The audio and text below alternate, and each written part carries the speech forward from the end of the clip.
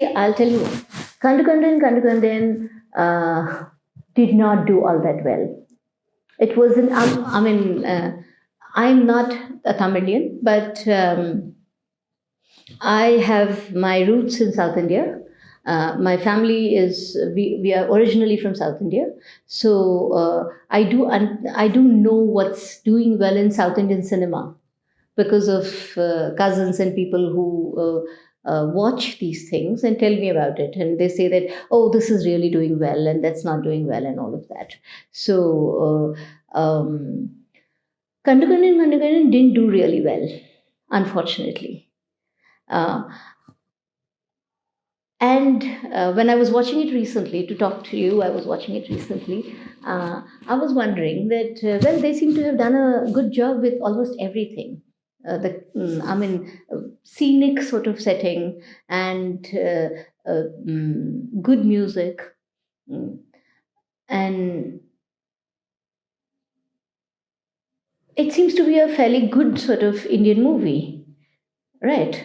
Although it seems to be the kind of movie that would actually do well because it is a romantic comedy, and it has good songs, it has good music. Good music, when I mean good music, I mean music that appeals to my generation of Indian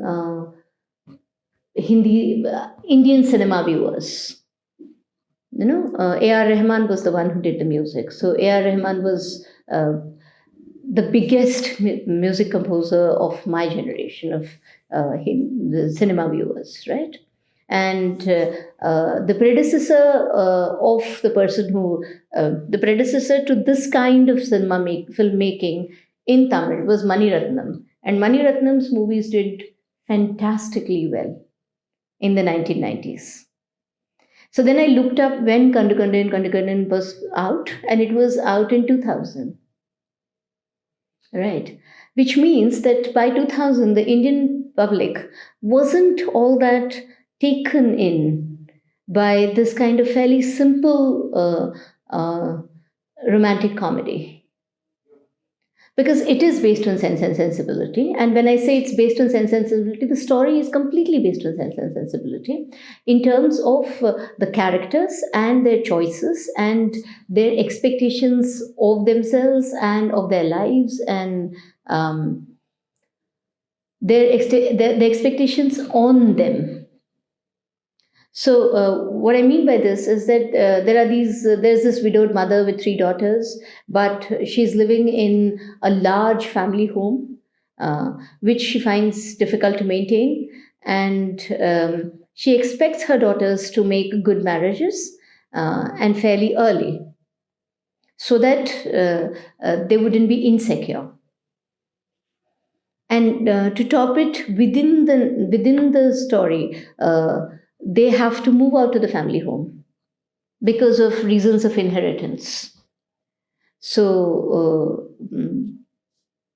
the family home is left to the son, who is not very concerned about what's happening with the bedridden, aging father.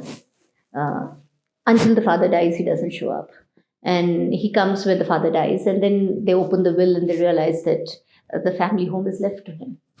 So there's a lot of crying and wailing and weeping, and then the women move out of the family home. So they're impoverished quite suddenly. So it's almost like they're falling in the class status absolutely suddenly. And that reminds you of all these widowed women, spinsters, single women in Austin Zur, who are left without any means of sustaining themselves and without any scope of inheriting family money. So in those ways, Austin still resonates with the Indian public, because these kinds of things can happen to women in India too. Women in India are expected to marry young. Women in India are expected to stay married, and they are expected to prioritize their marriage over their career. and they're expected to think that family comes first, and therefore it's almost like, care work is something that women are expected to do, right? So nobody questions these general sort of unwritten rules about what a woman should be doing within the household and within the family. So this older daughter, played by Tabu, if you have seen the movie, is she's called Soumya, and in the movie, Soumya or Saujanya, one of those names, Soumya, I think, Soumya. So she is very responsible, very sensible, and she thinks that it is her absolute duty to take care of her family and to prioritize her family and the happiness and well-being of her sisters and her mother. And she's ready to therefore sacrifice her happiness and her desire to ensure that the family is safe and the family is together. So, and through all of this, this girl is working. She is taking up a job for which she's severely severely overqualified. I mean, she is somebody who is a computer programmer, and she takes up the job of a telephone operator, a desk receptionist in a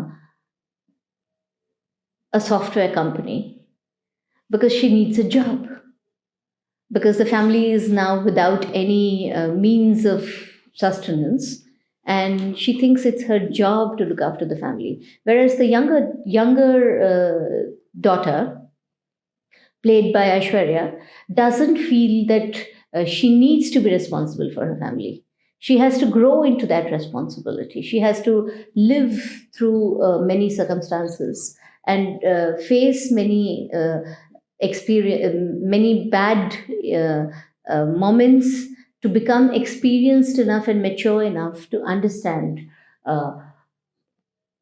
who is the one who cares for her, and therefore she chooses this character called Major Bala, played by Mammootty, much older man, and she tells him that she loves him and that she wants to marry him, because she realizes that he's the person that is going to bring stability to her life.